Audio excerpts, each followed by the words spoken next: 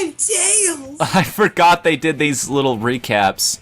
Unfortunately, unlike in Sonic Adventure 2, we don't get the characters actually voicing the recaps, so go ahead, feel free.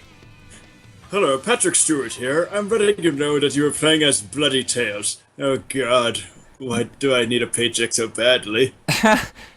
You know, that's the thing. Most people actually prefer to play as Tails in a lot of these games, simply because... Hang on a second. Is Tails the one who actually gets an upgrade in this part of the game? All I remember... It's either him or Knuckles. One of them finds an upgrade on this ledge up here.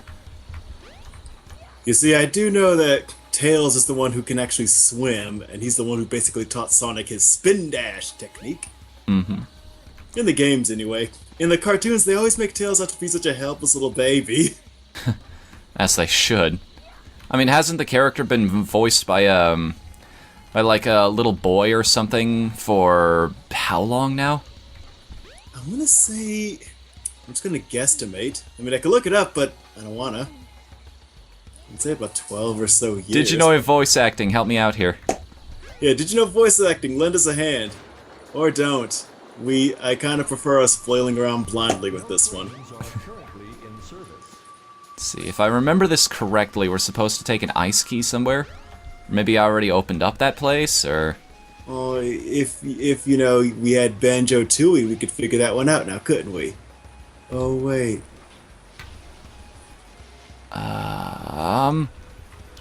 Speaking of Banjo-Tooie, if you guys haven't yet, check out the ukulele trailer that was released during E3. Like, they showed a very brief snippet of it during the Microsoft conference, I believe, but it doesn't do the entire thing justice. It does a lot more justice than Mighty Number 9's doing for Mega Man right now.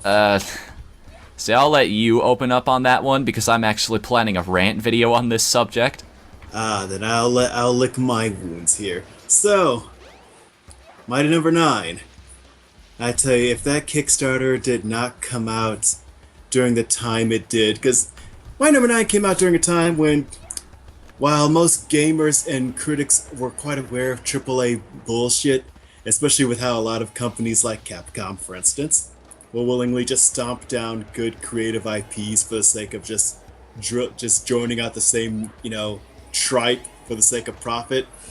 If Mighty Number 9's Kickstarter didn't come out during that time, back when everyone was learning to be quite aware of, Keiji Inafune's plight of not getting to make the game he just wants to make. Well, that was kind of pointless climbing up this ladder. Snake Eater. I'm still in a platformer, Fox Eater. Okay. This is the actual interpretation of Fox Die. Metal Gear would be friggin' awesome if you get to play as Tails the Fox. I mean, we didn't get to play as Tails the Fox, but we did get to play as a monkey from Ape Escape once. Yeah, but... Do you remember that? Like, the bonus mode from Ape Escape 3? That was... interesting. It was surreal and also awesome. It was interesting. I wasn't against it. I mean, I was along for the ride. I was enjoying the snacks they put out. I was seeing the sights. Although I will say the final fight against the one on the train was frigging impossible. You basically had to cheese that thing out. Yeah. Where the hell am I supposed to go right now? I've completely forgotten. Oh, I almost forgot about Mighty Number 9. Okay, so basically, if that Kickstarter didn't come out during the time everyone was starting to just become aware of just Capcom and Square Enix's and Konami's just horrible practices, not as many people would have backed that. You think so? Okay, I'll rephrase. A lot of people would have backed it anyway. It's Keiji Inafune, the quote-unquote creator of Mega Man. Well, that's the thing. Like, Kickstarter is a system that kind of benefits people that trade on nostalgia. Yeah, like that's sort of an unspoken truth about it. But in all honesty, this came out when. I guess what I'm trying to say is, we hear he's going to make basically a Mega Man successor. He's going to make Mega Man, and he's going to do it right. He's going to do it better than Capcom ever would. And you know, then you hear about Angry Joe and how Capcom is just doing just how horribly Capcom was releasing and re-releasing things and disc locking content, and how they were just squeezing the money out of the players. That all combined to really just perfectly heighten what was already a guaranteed success. Basically, is what I'm saying is once we got the Mighty Number 9 Kickstarter, and then we saw all the corporate shenanigans that were going on, it was just a win-win. That was getting backed. That there was no ifs, ands, buts about it. It was getting backed. Oh yeah, I backed it. Like, I'm one of the guys who backed it at like $60 so I could get the Golden Beck costume. Nice. I should have gone for the physical release at least.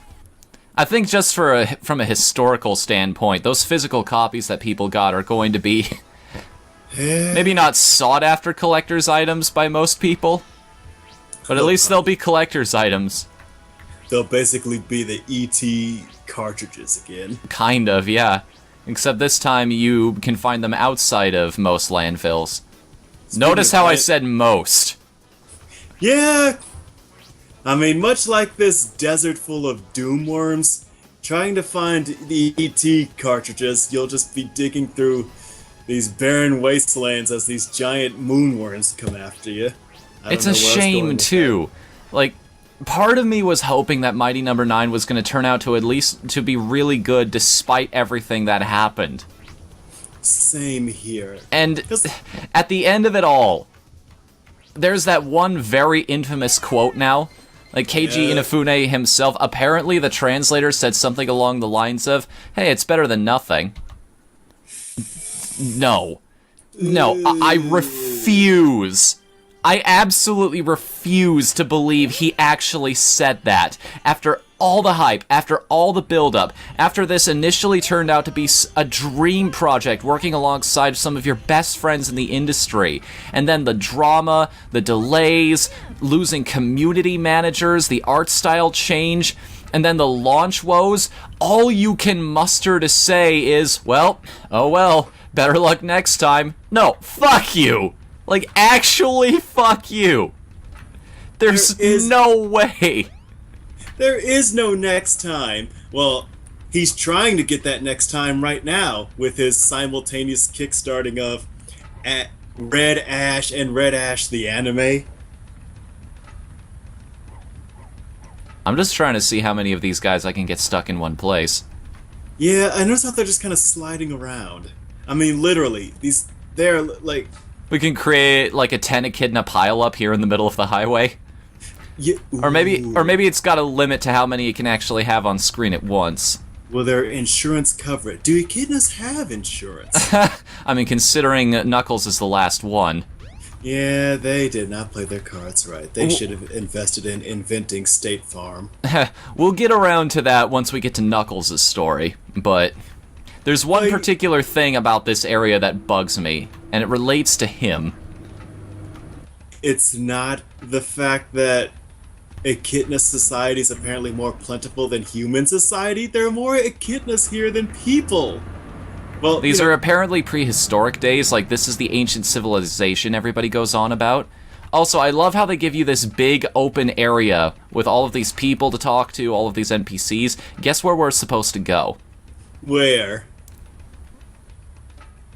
Wait, we're not even going to the top of the temple? Right back the way we came. What? But there was stuff back there! Yup. That stuff looked cool! Yup. I mean, they were sliding around and they had tribal markings and there was a snake at the top and everything! Wait, is this where we're supposed to go? I mean, if this giant scoop of gelatin is any indicator. I mean, really, all I can hear is Bill Cosby in the background going, echidna, bops. Like, speaking of topical and well-timed. We at Team Pizza do not condone or endorse any of the statements provided by the Team Pizza Plays commentary channel. I mean, basically Central about Bill Cosby. Where the hell am I supposed to go, actually? I'm gonna keep making Jello jokes. But yeah, why not at the top of this temple? It's interesting. Also, you can fly. That should be another reason why you should go to the top here. Look at that. I just barely, I can't make it up there. So this is clearly, an Aztec or Mayan influenced civilization, right? Sort of, yeah. How much are you willing to bet there's a calendar around here that ends at 2012? Heyo! Way to call that one, guys. An entire movie was made on that subject, and it panned out to nothing. Want to know who really called that? But So, OhioCon for 2013. Its theme, which was happening after 2012, after the supposed end of the world, its theme was zombies. So a friend of ours basically said, oh yeah, so the world's going to end, but we're all going to come back as zombies for OhioCon. That's why it's zombie themed. what's that movie that was, what's that movie where the zombies learned to love and they regained their humanity again? Oh, Warm Bodies. Warm Bodies, that was the one. I saw that at CSL the other day. Wasn't it cool? It was interesting. I could tell it wasn't the greatest movie ever made, but I Yeah. enjoyed it. What I loved about it, I don't know if it was intentional or not, but I loved how this was just... People make fun of pointers in video games and GPS systems, but I could sure use one right now. I could sure use a tom-tom. Yeah, what if that's how Sonic gets around? He just has one built into his brain. That's why he hates Robotnik so much. He was one of his first experiments. See, Sonic's eyes are just one big mono eye because it's actually a computer screen. You see, at the top left, he's got his guidance system, and everything else is like that red washout for the Terminator, so he can, easily distinguish things. Yeah! That's a fantastic sound effect, by the way. Welcome to the episode where I wander around for 10 minutes. So welcome to an episode. Fair enough. If Hidden in the Truth was here, he would have beat me to it. I'm trying. There's one particular NPC I'm looking for. If I find her, I can find the cutscene and get the hell out of here. I will find her! I will find her! What do you gotta say, dude? Should look for the rhythm badge. Where you can spin even faster, almost as if you were wait a second. Oh, wait. Why didn't I think of this before? Right. Tails is the only character who gets one of his upgrade items in a flashback sequence like this. Did I need to pick that up before it would actually end the scene, or...? Is that just a bug humping him? Because that's what it looks like. No, that was, Right, so if you ever wanted to see Tails breakdance, man, have I got the game for you. You spin me right round, baby, right round. There she is. She wasn't there before. I did have to get the rhythm badge for that. I'm not puking up my guts after spinning my ass around. I mean... Oh god, and now the music is looping over each other. For some reason, we've got the normal background music and now also the cutscene music as well. The rhythm badge indeed. The rhythm will rhyme and collide, high voltage. From the unforgettable high voltage. Tails is a fox, high voltage. Making you rhythm and collide. Speaking of physics with Sonic, so he's used to spinning around vertically, but once you spin him around horizontally too much, he's not quite used to it. Yeah! Like, you spin Tails around, it's like, oh man, I shouldn't have eaten so many chili dogs. I don't know why he sounds like a trucker now, but... This is old Tails. Like, after he's become mature and jaded about the whole chasing Sonic around thing. Oh man. Cannonball! I can't believe can't believe I let Big the cat hang around with us. The guy was no good. I wonder if anybody's ever done this game in chronological order. Like, tried to play through every story and swapped back and forth between the missions in the order they take place. I mean, you can checkpoint and save, but I didn't cut anything out there. Like, I kept that up because I couldn't think of a different word to put in place of chronologically, like timeline-wise, maybe? no, chronologically works. The thing is, I know, but I already said it once, and I couldn't say it again. I know you're good. You can. You can. You can. So basically,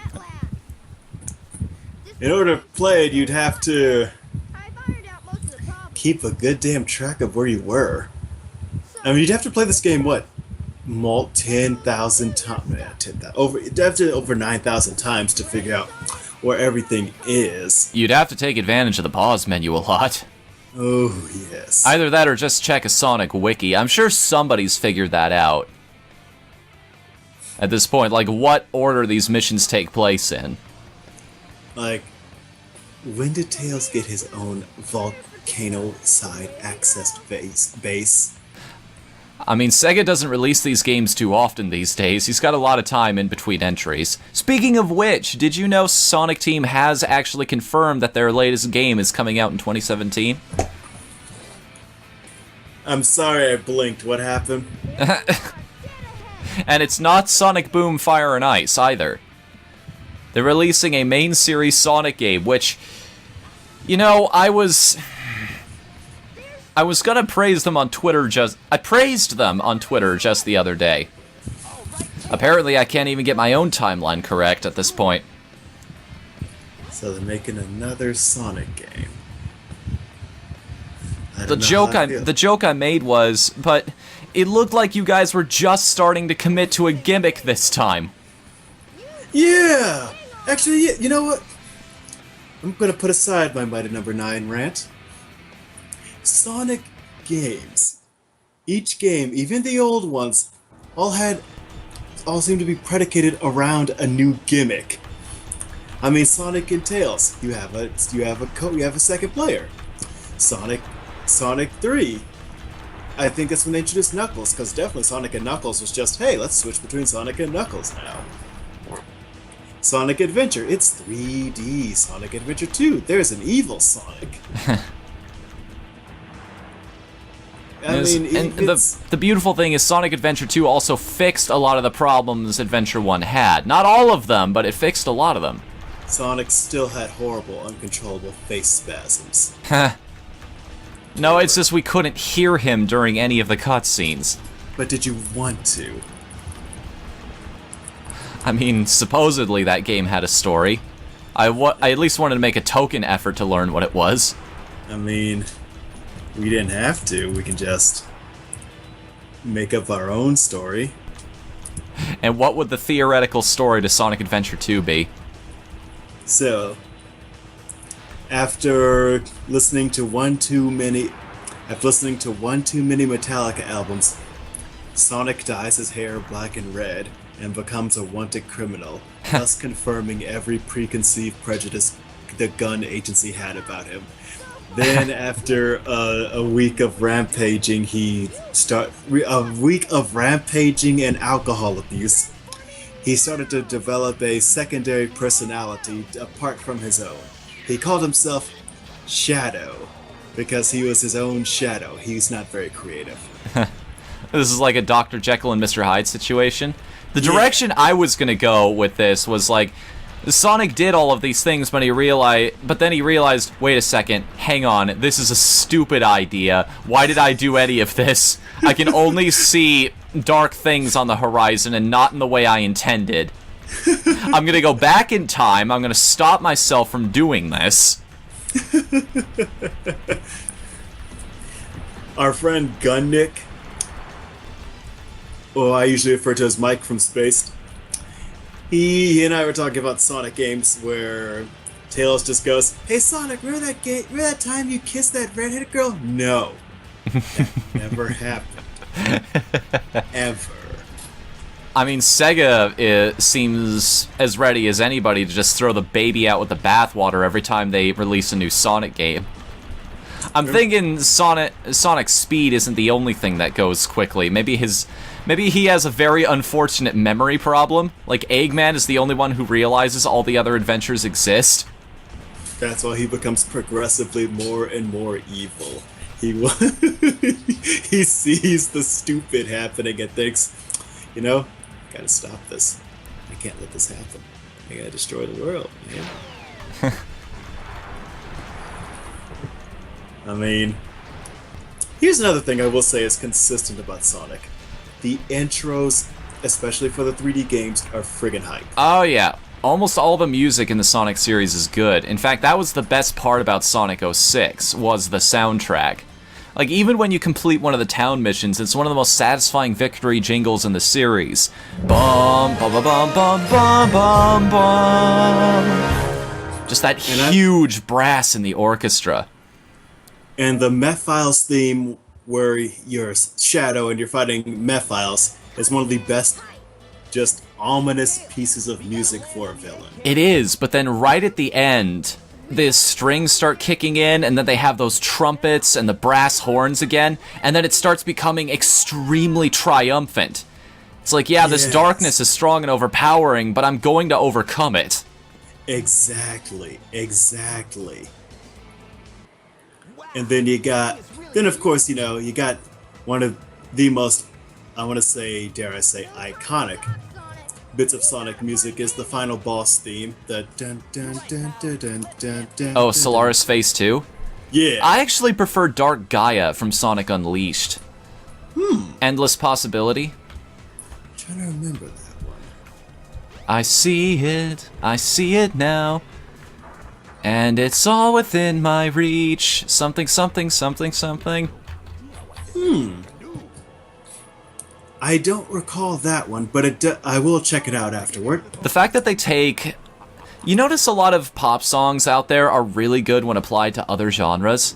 Yeah. Like, Hidden the Truth was cluing me into this the other day, but this is why albums like Pop Goes the Punk, or Punk Goes the Pop or something, whatever it's called, exist, is because those songs sound really good when applied to other genres. Like, you take something like Endless Possibility and then you make it orchestral, and wow, it sounds pretty epic. Oh, yes. Or you take something like Girls Just Want to Have Fun, you give it a pop edge, and it's infinitely better than the original. Yes. And, thanks for letting me know that, Tails. Actually, Yeah. I think this would be a good place to end off this episode. Yeah. Getting shot out of a cannon. Yep, that's the perfect spot right there. So next time on Team Pizza Plays Sonic Adventure. More More pop music? I could go for some pop music. One of my favorite songs is... The Soda Hop? Yeah. I went there! Yeah. I am a pun elemental!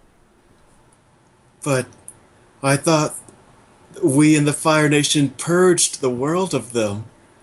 I thought the Fire Nation purged the world. Good night, everybody.